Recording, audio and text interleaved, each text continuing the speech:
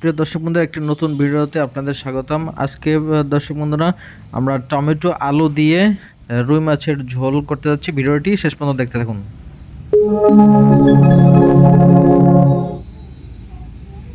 বন্ধুরা, প্রথমে আমরা রুই মাছের টুকরোগুলোতে হলুদ এবং লবণ দিয়ে ভালো মতো মাখিয়ে নিচ্ছি, যাতে মশলাগুলো ভালো মতো ঢুকে। আমরা ভালো মতো মাখিয়ে নিচ্ছি বন্ধুরা।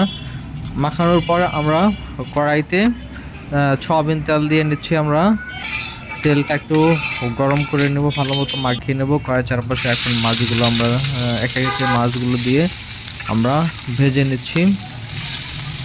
মাছগুলো আমরা ভালো করে ভেজে নেব।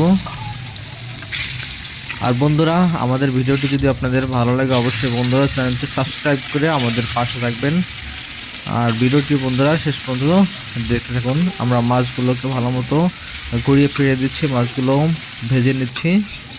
বন্ধুরা, আমাদের মাছ ভাজা হয়ে গেছে। এখন আমরা মাছগুলো নামিয়ে নিচ্ছি।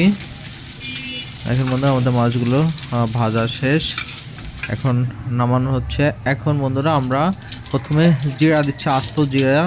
তেলের মধ্যে আস্ত জিরা দিলাম। এখন তেজপাতা দিচ্ছি। এখন পেঁয়াজ এবং রসুন কুচি, পেঁয়াজ এবং অল্প রসুন দিয়ে আমরা ভেজে নিচ্ছি। একটু তেল দিয়ে নিলাম আবার। ভালো মতো করে আমরা পেঁয়াজ কুচিগুলোকে ভালো মতো ভেজে নিচ্ছি।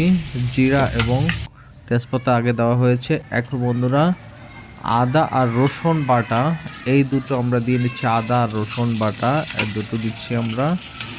এখন আলু, কাটা আলু দিয়ে দিলাম।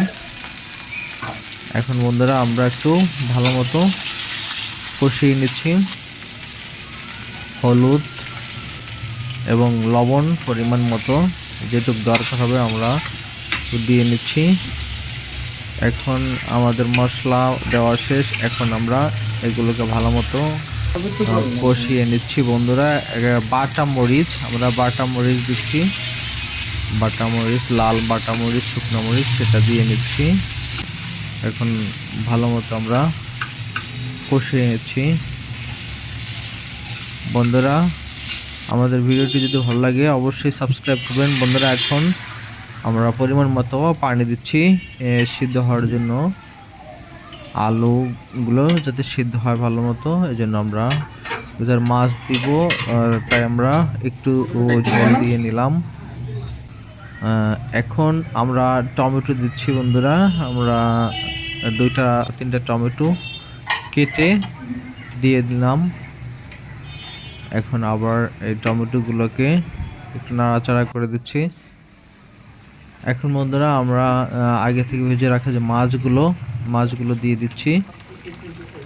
এই দেখেন বন্ধুরা, এখন ফুটতেছে, ঝোলটা ফুটতেছে। এখন আমরা একটু হালকা নাড়িয়ে চাড়িয়ে দিচ্ছি, যাতে ভেঙে চুরে না যায়, খেয়াল রাখতে হবে।